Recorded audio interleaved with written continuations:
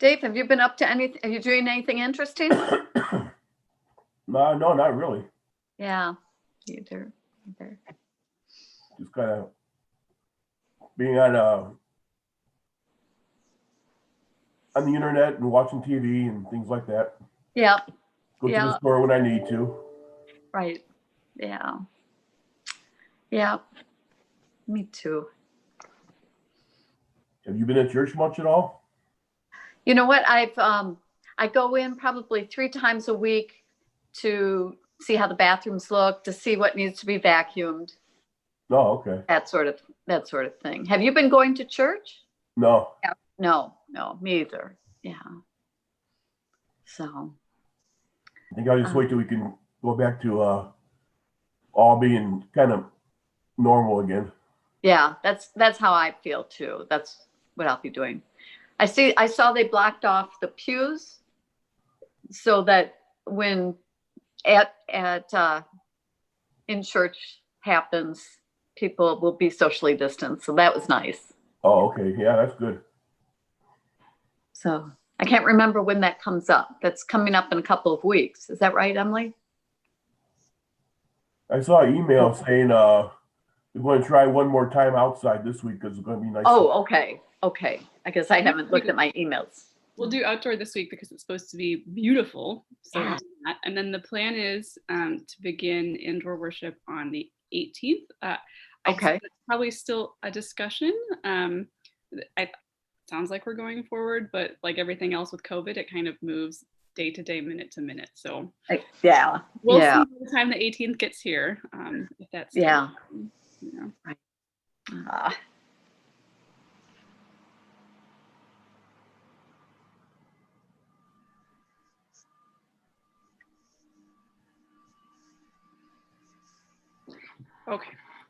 Okay, so we are live on Facebook. We'll give just a couple extra minutes for folks to sign on, especially Dave said we're at least expecting Lori. Hadley won't be here today. She's at the food pantry helping out. Okay.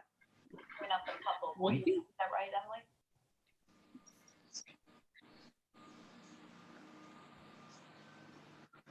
Yeah, sometimes Maridell's on Facebook.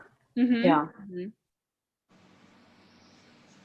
Oh, looks like Lori is on Facebook actually, so she might be joining us that way. We'll see. We'll give a couple. Yep. Yeah, I see her. Yeah. And Wendy's sometimes on Facebook, sometimes she's on Zoom. Zoom. Dave, you can see who's on Facebook, but you're on Zoom right now. Is that right? Well, I got my phone on over here. Oh, okay. So I'm kind of, every once in a while I look down at that. Yeah, so clever. I love that part of the Facebook live videos where it says like so-and-so has joined you. It's so neat to see who's on worship with you or who's at Bible study with you. And it's really fun in this like particular season when we're able to see that. So like I'll notice that, you know, a friend from Seattle area is worshiping with us on a particular Sunday. It's just really, it's cool to have that kind of at least glimpse of community. I don't know. Right. Well, the sense of connection a little bit. Yeah. Yeah. Mm-hmm.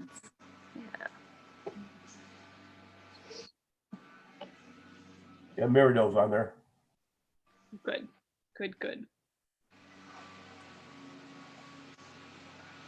Well, our passages today are doozies. Did you read ahead? Yeah. Yeah. I had a professor in undergrad who used to say that he thought the Bible would make a great movie. And he's like, but I'm pretty sure it would be rated R or maybe X, given all the nasty stuff that's in there. Like, this is low grade, but it's still not fabulous. Yeah, there's right. Hey, Scott. Hi, Scott.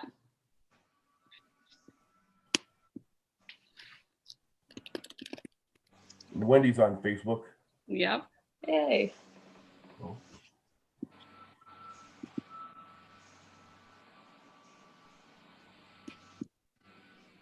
Scott, are you with us?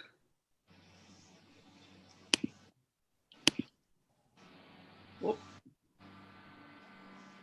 I'm still working it out. Mm-hmm.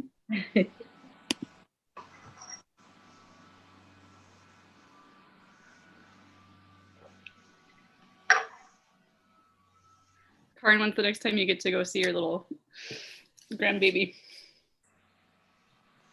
Truthfully, I'm hoping we are able to celebrate her first birthday May 1st with her, but Yep. we don't have any plans before then. Yep. I'm afraid.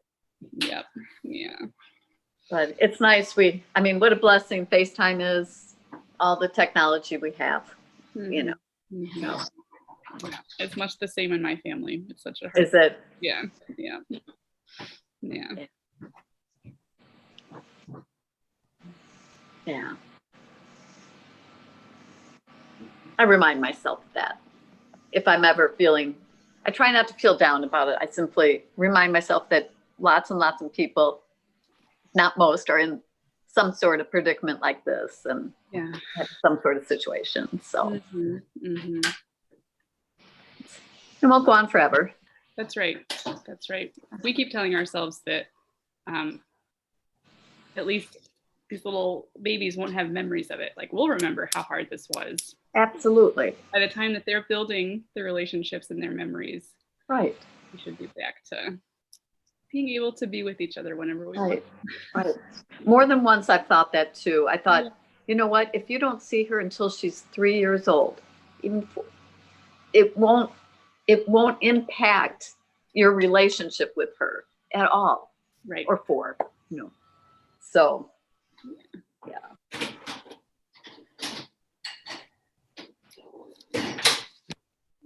Well, let's go ahead and get started. I think Scott will join us if and when he can.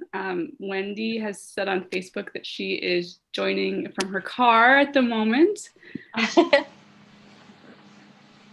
And looks like Miradel is on too. Excuse me. Let's start with prayers that we would like lifted. I already see in the comments on Facebook, Miradel is saying that she's sad to let us know that Patty Rizza passed on Sunday. So she's asked that we keep Jerry and Patty's family in our prayers. We've been praying for Patty for some time, so that's hard news. Miradel, I'm very sorry. And we will definitely be praying for Patty. Dave and Karin, anything that you want to lift today? Just my friend Linda Morbeck, Mm-hmm. who passed away on Friday from ALS.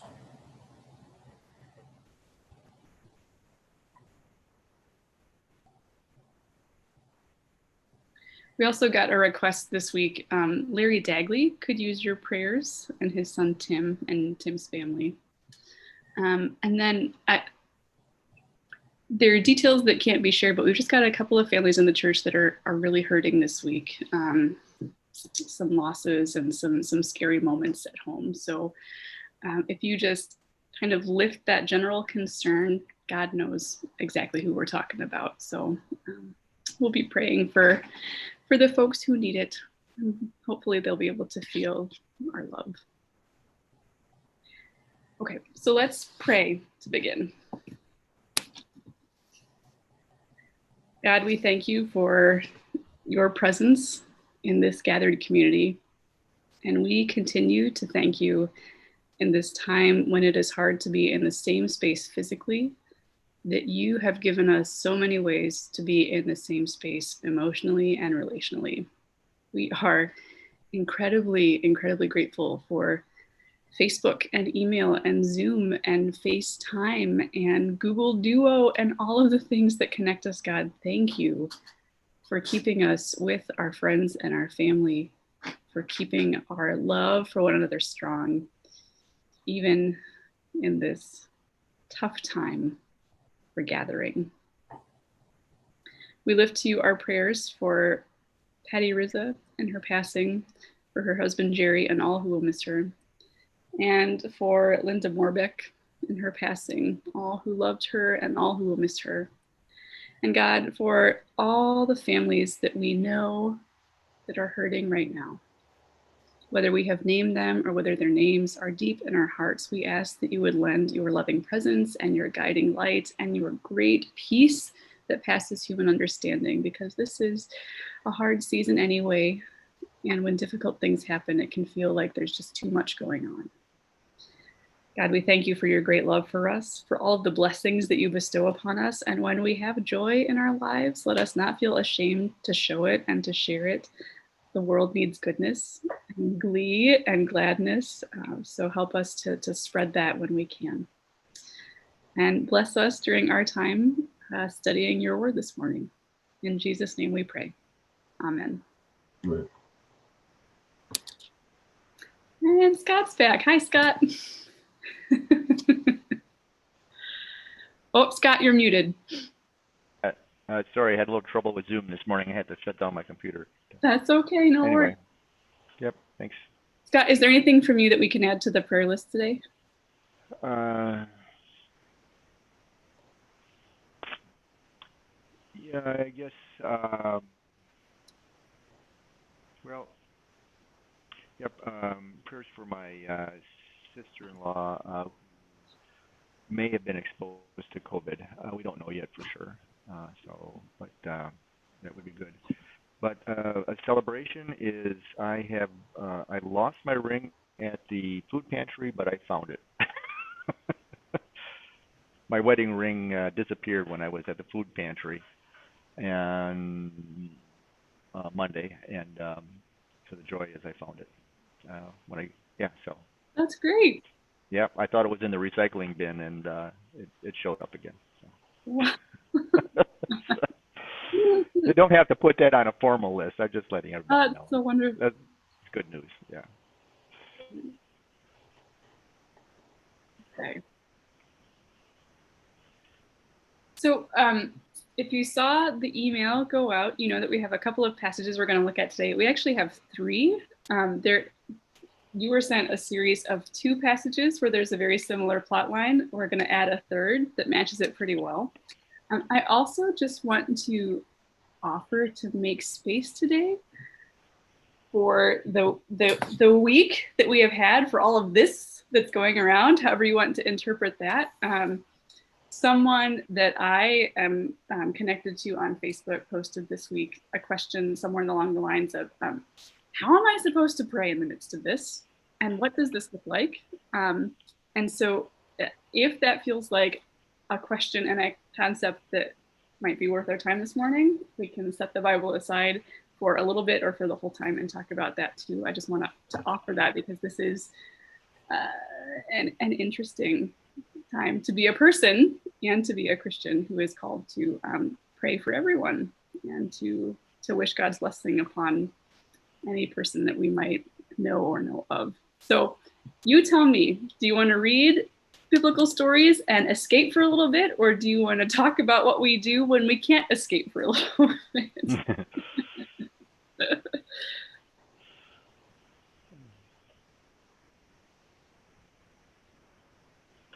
I'm torn. Yeah. Yeah. Yeah, I don't have a preference either. Yeah. I'm torn.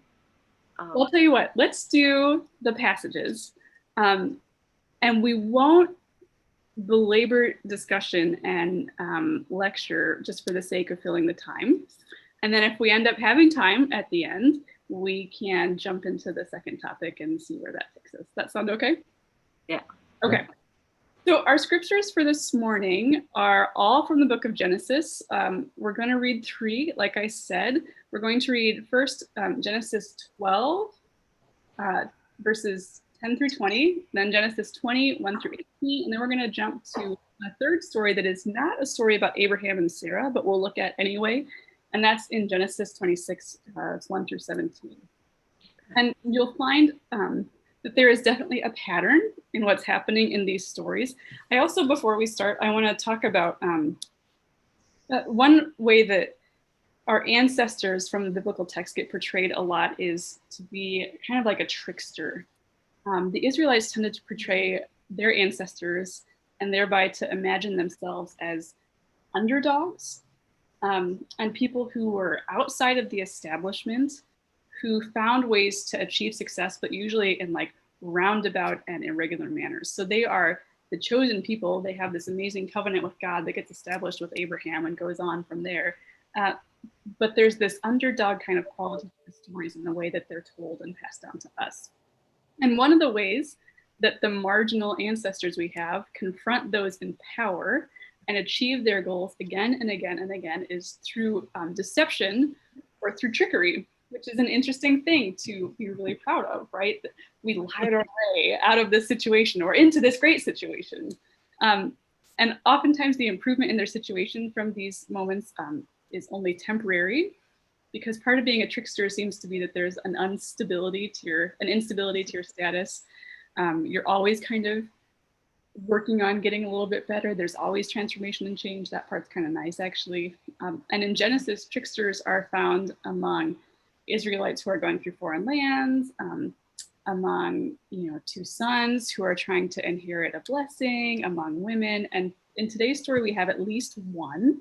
I'll leave it up to you to determine if we have 1, 2, or 3, but one of them is for sure. And that's the first passage for the day. So is anyone willing to read Genesis 12, verses 10 through 20? Sure. I'll give it a shot. Okay. When a famine struck the land, Abraham went down toward Egypt to live as an immigrant, since the famine was so severe in the land. Just before he arrived in Egypt, he said to his wife, Sarai, I know you are a good-looking woman. When the Egyptians see you, they will say, this is his wife, and they will kill me, but will let you live. So I tell them, you are my sister, so that they will treat me well for your sake, and I will survive because of you. When Abraham entered Egypt, the Egyptians saw how beautiful his wife was.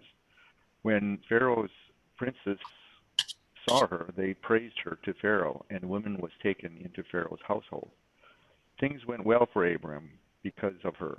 He acquired flocks, cattle, male donkeys, men servants, women servants, female donkeys, and camels.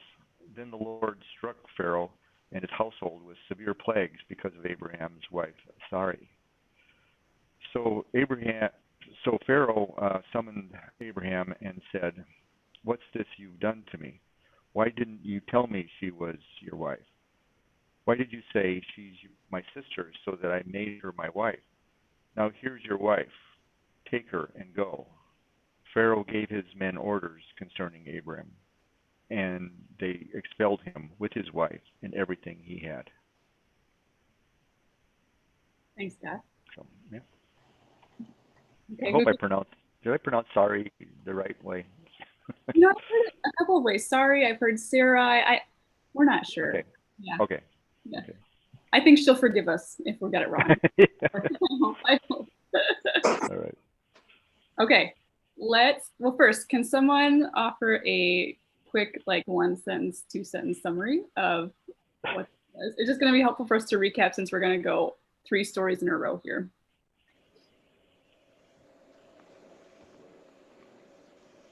Did you say just a recap of what happened? Mm-hmm. Mm-hmm. Abram, in order to spare his life, wants his wife to lie, and he also will lie. I see later she is a sister, but to lie, be taken by Pharaoh. He succeeds in getting lots of things, riches. Perfect. And right, thank you. Thank you.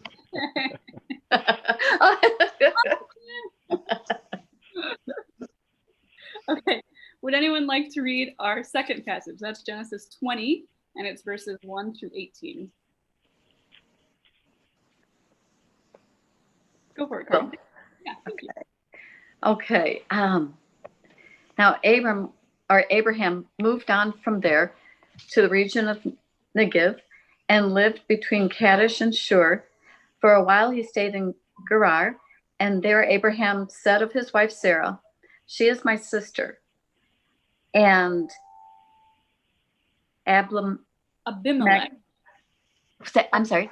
Abimelech. Abimelech Abimelech's king of Gerar sent for Sarah and took her. But God came to Abimelech in a dream one night and said to him, "You are as good as dead because the woman you have taken, she is a married woman." Now Abimelech had not gone near her, so he said, "Lord, will you destroy an innocent nation? Did he not say to me, 'She is my sister'? And didn't she also say, 'He is my brother'? I have done this with a clear conscience and clean hands." Then God said to him in a dream, "Yes, I know you did this with a clear conscience, and so I have kept you from sinning. And so I have kept you from sinning against me. That is why I did not let you touch her. Now return the man's wife, for he is a prophet, and he will pray for you, and you will live. But if you do not return her, then you may be sure that you and all of yours will die." And I'm sorry, I don't remember how long I'm supposed to read or what verse. Read all the way to verse 18. Okay, sorry about that. Okay. So then you may be sure that all of you and yours will die. Early the next morning, Abimelech summoned all his officials, and when he told them all that had happened, they were very much afraid. Then Abimelech called Abraham in and said, "What have you done to us?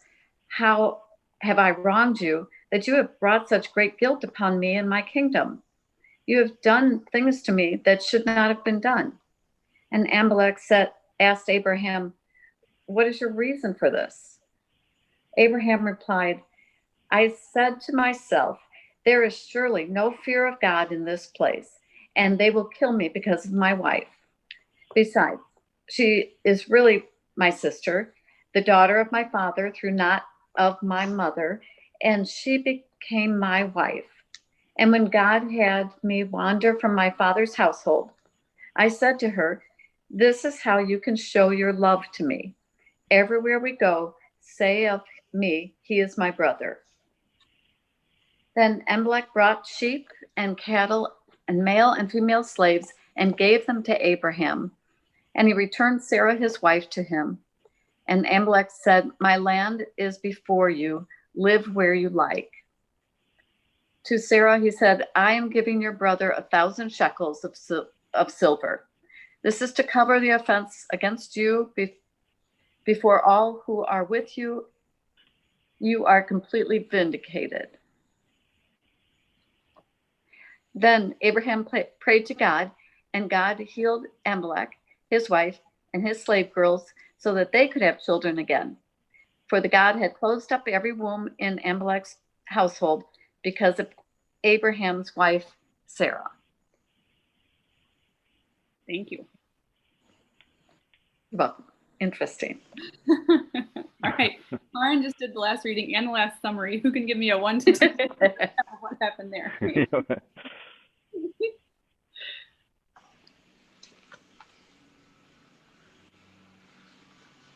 Well, this time, the same thing happened, but the king didn't lay with her. Right. Yep. Yeah. Get stopped before any action can take place. Right. Mhm. Okay. And now we're going to read one more. We're going to jump out of the Abraham and Sarah narrative and catch up with some of their descendants. So if you could page to chapter 26, and we're going to read verses 1 through 17. Is anyone willing to read that one? Dave. I don't want to read. You want to read? I can read this one. It's okay. Okay. Sorry. So chapter 26, verses 1 through, what did I just say, 17? 17. Okay. Now there was a famine in the land, besides the former famine that had occurred in the days of Abraham. Look at that. Sound familiar? We're picking up right where we left off. And Isaac went to Gerar and to King Abimelech of the Philistines. Same person. Mhm. The Lord appeared to Isaac and said, "Do not go down to Egypt. Settle in the land that I shall show you. Reside in this land as an alien, and I will be with you and will bless you. For to you and to your descendants I will give all these lands, and I will fulfill the oath that I swore to your father Abraham. I will make your offspring as numerous as the stars of heaven, and will give to your offspring all these lands, and all the nations of the earth shall gain blessing for themselves through your offspring, because Abraham obeyed my voice and kept my charge, my commandments, my statutes, and my laws. So Isaac settled in Gerar. When the men of the place asked him about his wife, he said, "She is my sister." For he was afraid to say my wife, thinking, or else the men of this place might kill me for the sake of Rebekah, because she is attractive in appearance. When Isaac had been there a long time, King Abimelech of the Philistines looked out of a window and saw him fondling his wife Rebekah. So Abimelech called for Isaac and said, "She is your wife. Why did you say she is my sister?" Isaac said to him, "Because I thought I might die because of her." Abimelech said, "What is this you have done to us? One of the people might easily have lain with your wife, and you would have brought guilt upon us." So Abimelech warned all the people, saying, "Whomever touches this man or his wife shall be put to death." Isaac sowed seed in that land, and in the same year reaped 100-fold. The Lord blessed him, and the man became rich, and he prospered more and more until he became very wealthy. He had possessions of flocks and herds and a great household, so that the Philistines envied him. Now the Philistines had stopped up and filled with earth all the wells that his father's servants had dug in these days of the father of Abraham. And Abimelech said to Isaac, "Go away from us. You have become too powerful for us."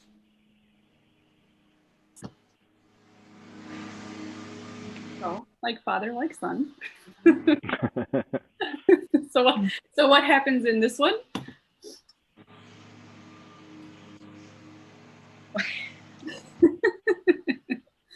It's actually kind of funny. Same thing. Same thing. Yeah. But they get caught canoodling, right? Yeah. Right. Right. So, And still everybody comes away with riches. yes. Yes. It's right. Mm-hmm. They've deceived the king, but they come away rich. It's a very solid pattern.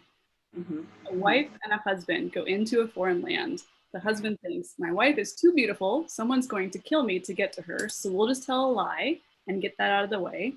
And by handing over the wife and giving up some kind of property, some kind of fertility, some kind of something, or like appearing to be less powerful, right? I was not able to get this great woman because she's just my sister. They are able to build their wealth in incredible ways. So 3 times in Genesis, in really tight space, this patriarch and a wife are sojourning, right? They're traveling as resident aliens in a foreign land, and the ruler of the country is told, "This is not my wife, this is my sister." So let's kind of look at these 3 passages, and we'll parse out some of the differences and some of the similarities, just because it's kind of fascinating since they're so close in proximity and so close in storytelling. In 2 versions, here's just kind of like a quick high level breakdown, and then we'll go into the more nitty gritty. In 2 versions, we see that the ruler takes the matriarch to be his own woman, right? With Pharaoh, Sarah is taken, Sarai at that point is taken and appears to have relations with Pharaoh. In the second story, Sarah is taken by Abimelech, and God stops things before they happen, but still she's kind of taken on. By the time we get to Isaac and Rebekah, Abimelech seems a little wise to it and says no one can her, right? But so we've got 2 where Sarah is fully given away, and 1 where it gets stopped. In all 3, it's important to note the couple is eventually found out, right? They're tricksters, but they're not geniuses because they get caught every single time.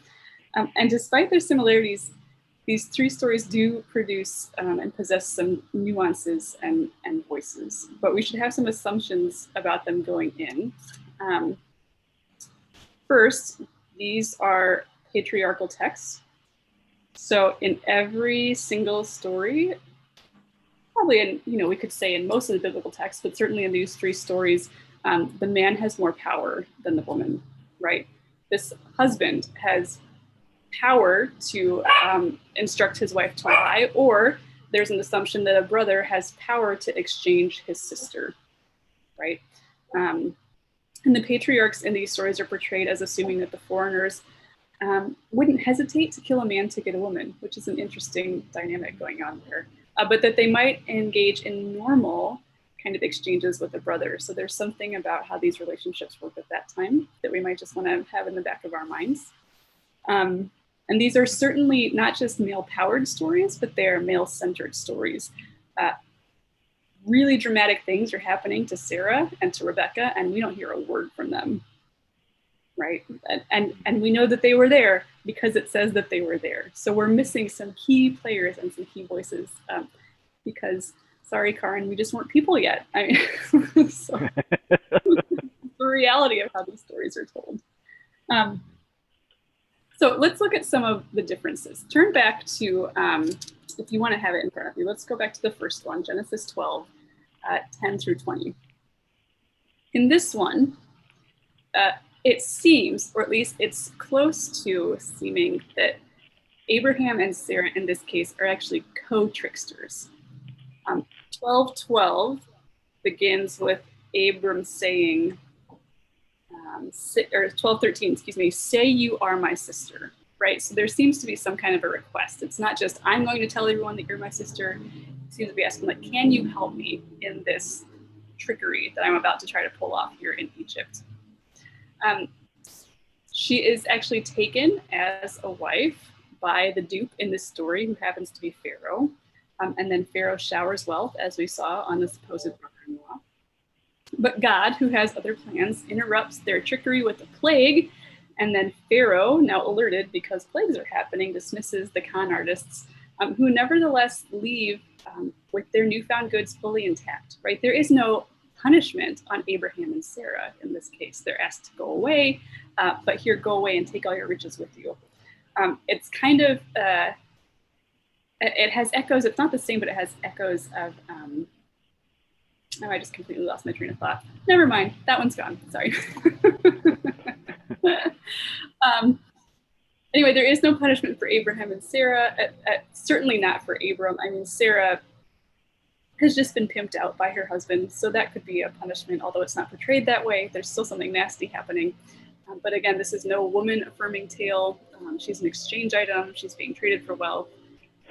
Although in this one, it seems that she's at least shown as accepting the role in some way, as are all the women in Genesis, shown to mostly go along with the patriarchal BS that they are asked to go along with. They just play right along every time. Sarah and Abram in this story are playing out their roles according to a particular social structure. They are, as we said kind of at the beginning, they're supposed to come into this looking like they're marginal characters, like they're the underdogs, right? They don't come in with riches, they leave with it. But there is that kind of like, we have something to accomplish, we've got to get a one-up as we go through this. And Abraham, too, is very much in this story an outsider who appears to be legitimately afraid for his life, right? It's hard to read this and have a ton of sympathy for Abraham. Sorry, there's a lawnmower happening outside, so there might be a dog barking too. But there is an indication that he's legitimately afraid that his life is going to be taken from him. And so that builds that underdog piece as well.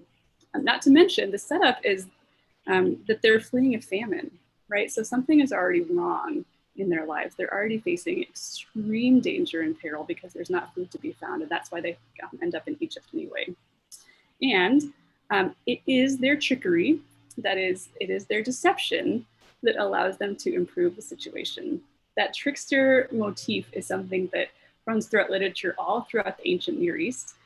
So if ever you stumble upon documents that were written or oral traditions that have come about from the same period of time, you'll see that trickster motif again and again. So this is also part of just our Israelite ancestors kind of leaning into their cultural time. Like, this is how we tell stories, and this is one of the ways that we think people get by in the world. So that's kind of the first passage. Thoughts or questions about that one? Well, I think it's important. Oh, go ahead. No, Scott, go ahead.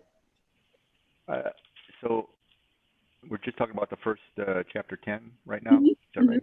Well, I think what struck me is, you know, the like you said, it's the you know, basically how women were treated as property. And that's really, it's just so, I mean, it's so alien Yeah. to us in this day and age. But it just, I mean, this is just part of the honesty of the Bible. But that's just the way it was back then. I think, you know, not that it was right, but it was just that was the oppressive way that, you know, women were treated, and but it's just interesting that she seemed to go along with that custom, you know, at the time, and it's hard to understand, you know.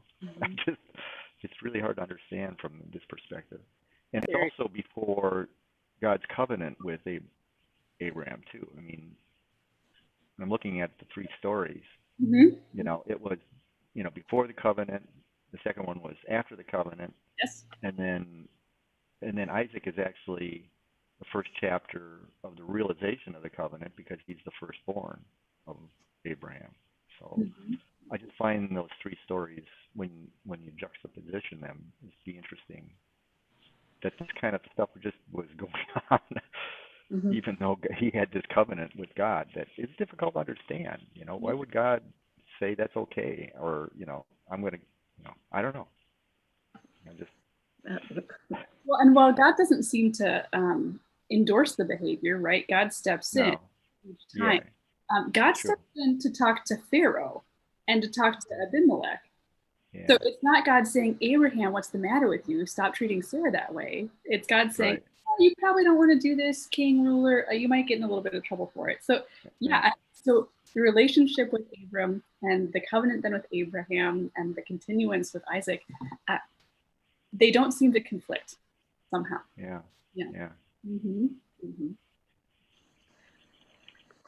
My question, I don't understand. I don't understand how you walk away with riches based on deception. Now, that I'm sure we could say is still happening today, of course, but it's an interesting part of the story for me. It's like, wow. So there's no consequence to being a trickster. In fact, it's rewarded. I guess maybe I just answered my own question. That being a trickster is okay. One thing that's kind of ambiguous in these stories is how long they stay in each place. So we can imagine that part of the wealth in this first one, certainly, that Abram at this point gets is, you know, a dowry. Like, here, have riches. But there's potential that he could have stayed for some time and so continued to build upon that. We don't know. Okay. But either way, even if it's just, you know, a hefty dowry, there is no, oh, you lied to me, so I get my cows back. It's all right. Go on your way. Go on your way. Yeah. Okay. Yeah. Deception getting riches. If only that weren't still happening, wouldn't that be nice? Right. Yeah.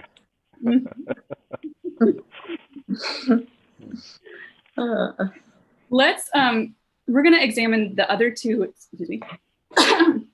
Together, thank you. They're much more similar, these next two, than they are dissimilar. So just kind of an overview of these second from Genesis 20 and 26. In both of these, we get stories again where the gender roles are really clearly marked, right? The husband or the supposed brother has all kinds of power to tell the wife, sister what to do. There is no question from the rulers or the community around them that a woman can be exchanged for goods. We still don't get the stories of these women. But also, again, these tales are about people who come in and seem to be underdogs, right? Abraham and Sarah walk into Gerar and don't have the same kind of power that Abimelech does. And so they're trying to up their status. And it's the same when Isaac and Rebecca end up in the same place. They're not the people with power, even though they're the people with the covenant, with the God of the Hebrews behind them, even though they are the chosen folks. There's still an understanding of them as people who have some climbing to do, which is just an interesting I don't think it's an unusual way to portray ancestors and forefathers and foremothers, but it's definitely worth calling out that it's not, you know, in these stories, it's not the great Abraham and the great Isaac. It's here are these guys who are kind of working their way up. Kind of like we tell stories about the founding fathers sometimes in the United States, right? Like they were underdogs, they were scrappy, they had a lot to get done, and gosh darn it, they did it. And don't we love them for it, right? This is a way that we still tell stories today. In these two versions, there also seems to be, finally, a little bit of wrestling on the part, not of the characters themselves maybe, but definitely on the part of the narrator or scribe or the author who's recording the stories. In both of these, it seems like that person is worried about the ethics of the situation. In the first story, it's just normal, whatever, we're gonna move on. But in Genesis 20, for instance, the author reveals that actually Sarah is Abraham's half-sister, which we have never heard until this point.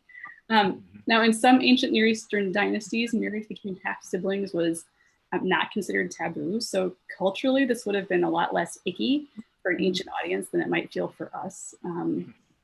Making Sarah the half-sister of Abraham means that suddenly, though, this deception is not that much of a deception after all. Suddenly, Abraham is just telling part of the truth. So there's much more of a no harm, no foul type of setup here. And further, in this version, God is kind of stepping in before anything can happen to Sarah, as opposed to after she has already been taken as a wife and presumably expected to have sexual relations, whether she likes it or not, by the ruler of this kingdom. So Abimelech is stopped before having relations with Sarah, and he's then portrayed as being morally outraged at the thought of taking another man's wife. So we're starting to wrestle with, maybe we should explain away some of the yick about this story, right? And we also get in this one, in verse 13, it says that Abraham told her what to do, but it's demanded and not asked, which is maybe more befitting of this kind of aristocratic, still male-centered, male-oriented tale. So it feels like Sarah had less of a choice, so you can understand her a little bit better. Like, you will do this, right? She's not a trickster either. She was forced to do this, but it's okay because she really is his half-sister.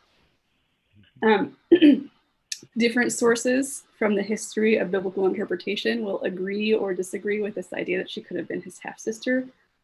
We have no idea.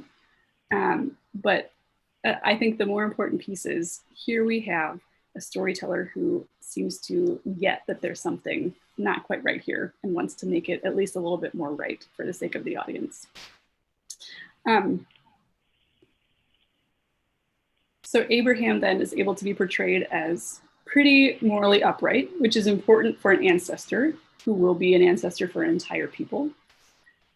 It's also interesting that Abimelech and Abraham seem to be on a little bit more equal footing than Abraham and Pharaoh were. Abraham is still the underdog, but he's lifted up a little bit here.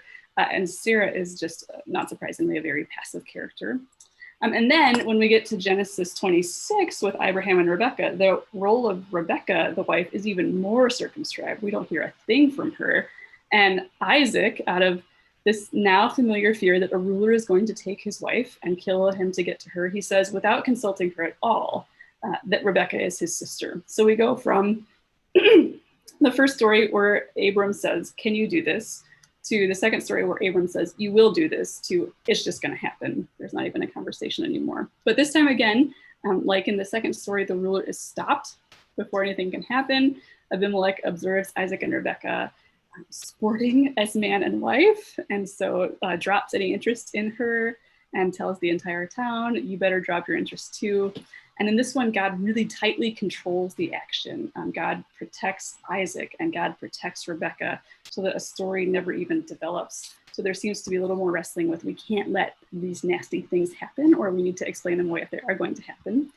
And it's interesting that this is the same story, but suddenly it's almost comical as opposed to dramatic. There's something a little heavier and weightier about those first two. And in this one, you know, Isaac and Rebecca get caught making out, and that's the worst thing that they do in the entire story. And so it's like, it almost becomes a trope of this story, even though it's only the third telling in a really short little space of time. I don't know. What do you all think? Well, I've got a question about Abraham and Sarah as being brothers and sisters, Mm-hmm. because that kind of raises another eyebrow from our perspective. But in those days, if somebody was a daughter or a son of a family, they could just as well be adopted as well as being biological. Isn't that right? In that time, I mean, we don't really know whether it was a biological daughter Right. I'd say that. or relationship. Yeah. So I mean, and I personally have friends who had that kind of relationship. They were not biological brothers and sisters, but there was a marriage between their parents, Mm-hmm. and they actually ended up becoming husband and wife. So I know that could even happen today, where they weren't biological brothers and sisters, but yeah. Sure. Yeah. So. Yeah. But it's just a different perspective there. But the thing is about the famines, how people were so vulnerable to food famines too, and how that totally disrupted life. I'm not saying we're in a famine now, but our food supply is pretty well disrupted at this point in this COVID pandemic. I don't know about everybody else, but for us, it's a you can't quite get the kind of quality of food that you would get, that you would expect when before the pandemic. It's the quality of the food that you get now. It's more of a quality issue than it is a famine, but it still kind of has a feeling of. Anyway, it's been interesting to have Ryan working at the grocery store through all of this. Yeah, exactly. No big crisis has happened, but there have been days when he comes home and the store is pretty convinced, like the CEOs up top think that we're on the brink of something. So he'll come home and he'll be like, we have to buy all the chicken we can because there's going to be a meat shortage like in 2 days. So he'll stock our freezer. Or he's been having to tell customers lately when they come to the liquor department, like, oh, you can't get that thing because there's an aluminum shortage or there's a glass shortage. So while the product can be made, the vehicle delivering it does not exist right now in the same way that it did. So it's not hitting us all in the burbs because we're in the burbs. We're very privileged and lucky, but there have been, I think, scary moments for folks who work in that supply chain, definitely. Yeah, definitely. Yeah. I mean, we had a pretty scary salad from Portillo's last night.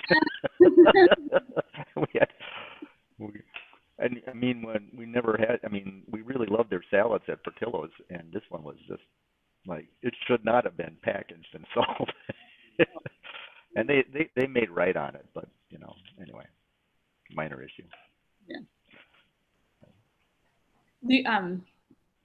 The sister wife thing that you mentioned, Scott, there are a million ways that could have been legit, right? That she had multiple relationships with Abraham, right? That there was an adoption that happened. There's some legend somewhere that says that maybe she wasn't his sister, but she was his niece. I mean, people speculate about this all the time.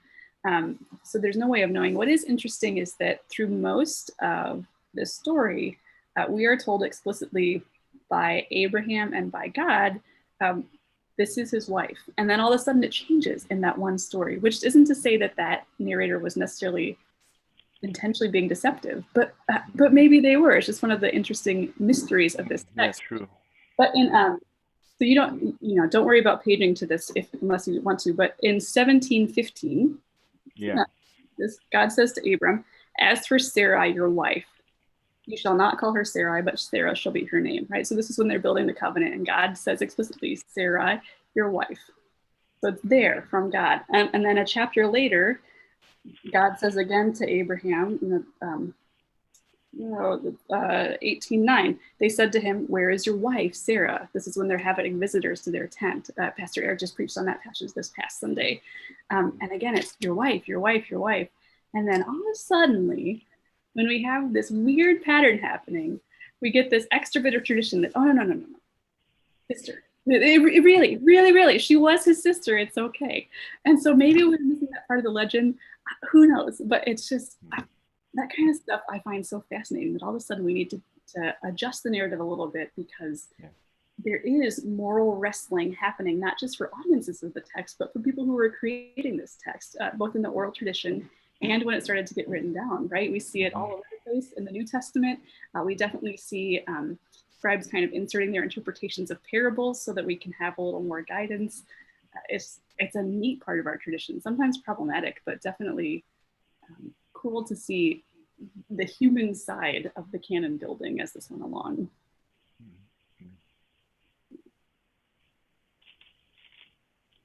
It does make an interesting, this progression of how the women are treated in these stories.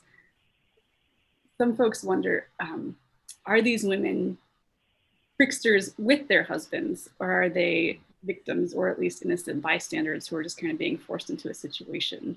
And so that's a question that kind of circulates around these three stories, as well as how active are Sarah and then later Rebecca in trying to accomplish this feat of upping their status? Are they on board? Are they not?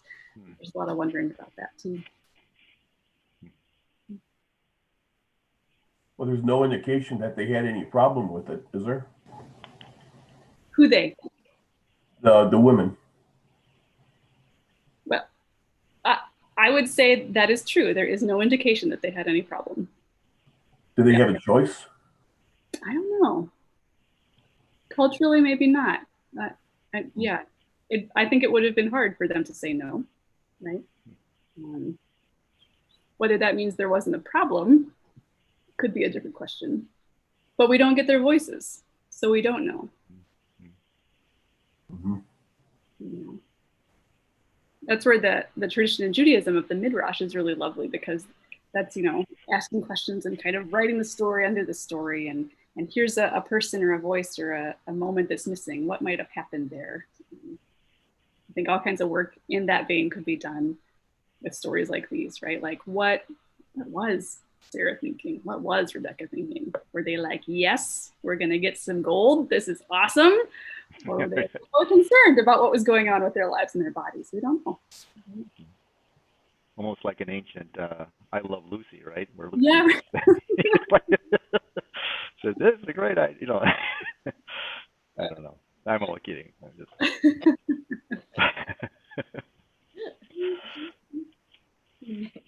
Anyway. But yeah, no, we don't know, do we? Yeah. It's also just worth noting another way that women are treated in these stories. At the end of our second story, that very last couple verses, it says that after all this has gone down, this is the second encounter where Abraham and Sarah are lying, right? It says that Abraham prayed to God, and God healed Abimelech and also healed his wife and his female slaves so that they bore children. For the Lord had closed fast all the wombs of the house of Abimelech because of Sarah, Abraham's wife. So even God, in the midst of these stories, is manipulating and using women, right? Yeah. It's problematic. It's really problematic that here is a region, a city that has been deceived, and as part of the way to get people's attention, God says, no more babies. Infertility for all of you, which is awful.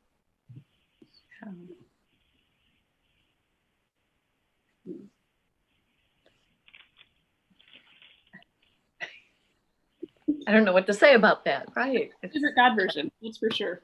Yeah. I don't love thinking that that's the way that God operates, but Yeah. This is the text as it is before us. All right. Other thoughts on these three stories before we set them aside and say we're done with them? It is interesting to note these are not lectionary stories. These do not come up on Sunday mornings very often. In fact, so I'm teaching on the first one on Sunday, and I went to all my usual spots to look for resources and biblical stuff, and nobody wants to talk about this stuff. So you all are great scholars and theologians because you spent an hour actually considering what happens in these three narratives. No, but I think with I don't know. I think it is. I don't know. It's just this whole thing about there are constant stories throughout the Bible, right from the beginning, about oppression of people and treating them like property, and you know, and it goes on and on right up until today. I mean, you know, we're still struggling with a lot of that in terms of, you know, our anti-racism task force, you know. And, there's a continuum of that we still, you know, I mean, I came across a devotion last week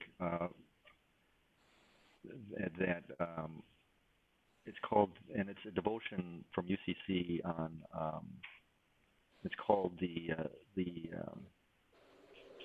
third reconstruction, and it's almost, it was kind of enlightening to me that I never thought of it, but maybe that's what we're going through today in our country, you know. So first reconstruction, we know it was a total mess, right? I mean, that was total corruption, and but then there was a more subtle corruption in the second reconstruction that happened during the civil rights movement, right? All right, so you got the right to vote, so what's the problem? You know, you got all your rights. Well, some of those rights weren't really given as freely as we all naively may have thought during the civil rights movement. And I think now we're struggling with the third reconstruction. And, you know, the message there is we're entering the third reconstruction. But that's just the beginning, I think, of trying to untangle these inequities that have been institutionalized for such a long time. And I think for my personal life story, my father benefited greatly from the GI Bill after World War II and his service in Japan. It turned out to be a 2-year associate college degree, but he got a CPA, and you know, life was good for our family. But that wasn't the case for a lot of African Americans. They just did not have that opportunity, and they were, because the local banks could sort of override the fact that, you know, who got the money and who didn't get the money. And so I feel like there's probably an African American from my generation who probably didn't do as well financially as our family has done. And anyway, so I just think we're entering this whole phase, kind of this new era. So Yes. And I loved our discussion with Terrell Carter, by the way, on Thursday that Wendy and Brett organized. I thought that was a really great start. It was. Yeah, he was wonderful. And for those who weren't able to be on that, I was going to say.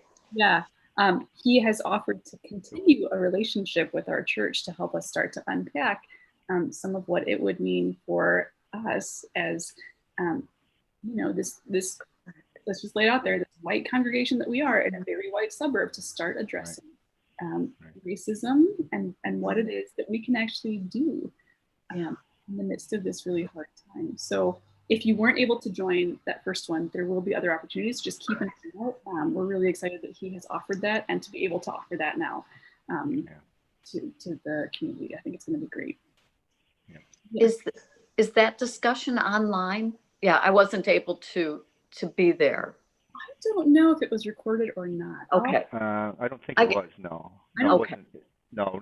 I mean, it's kind of part of our covenant of our group, basically, not to record these discussions, because we want the discussions to be open and honest. And yes, we don't, you know, it could be, you know, certain comments might be misconstrued, you know, when people are trying to just be honest about. Absolutely. Yeah. Absolutely. I understand. Yeah. Well, I'm glad to hear that he wants to continue a relationship with us. Yeah, it is. Really nice. Yep. It's a nice really good start. Yeah.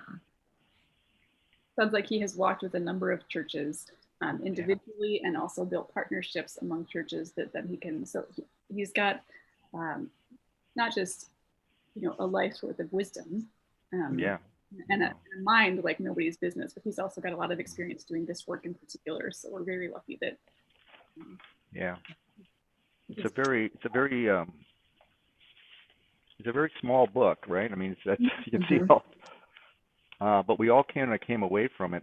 We didn't really get into a lot of. It was more like an introduction, you know, and because these chapters are so packed with different issues, and so I think we're going to be doing a lot of unpacking of this book. That I think it's going to be great to have him guide us through it. Yeah. So if you haven't got it, it's a great book. I can highly recommend it.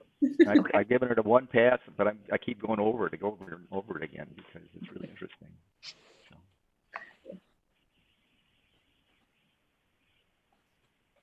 So anyway. Well, I like the third reconstruction framework, Scott. That's really helpful. Was that thoughtful? It was just a devotion on. It's on the Justice and Witness website, but I've downloaded a copy and it's on the Anti-Racism Task Force. Oh, great. Okay. Google Drive. So if you want to download it there, there's a copy there. So yeah. Excellent. Well, any reflections before we close about how, in the midst of this third reconstruction, we carry on? Yeah, exactly. I promised to come back to it, so here I am. This is a huge question and a conversation that deserves weeks and months and years of time, more than minutes. But how do we do this? How do we do this faith piece? Or how are you doing this faith piece? Just yeah.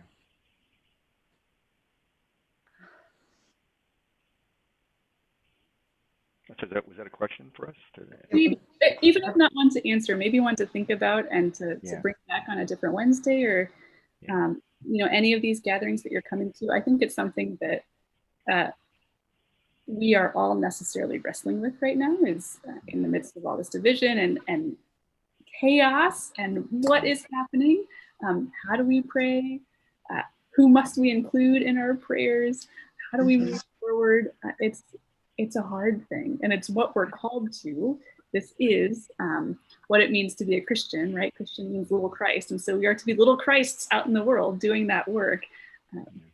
But in times of peril or even just general difficulty, it can be a rough road. Yeah. True. Yeah. I struggle all the time going back and forth between the call to love my neighbor as myself, meaning everybody. Mm-hmm. And sometimes I feel that. Sometimes I genuinely feel a sense of we're all the same soul. We're all, and sometimes I don't even come close to feeling that. Sometimes I have an embarrassing amount of anger and almost and hatred. And it just, I go back and forth. So I wish I didn't, but we all do. I'm glad to hear that. So it really is. I think I try, I fail, and I try again. Yes. Exactly. What a great way of putting it. Yeah. Yeah. Yeah. Friends, thank you for your All time. right. Thank you for your presence. Thank you for your honesty. And we'll see you back here next week. Okay. Oh, good. Thank you. Thank Thank you, you. Emily. Bye, everyone. Bye.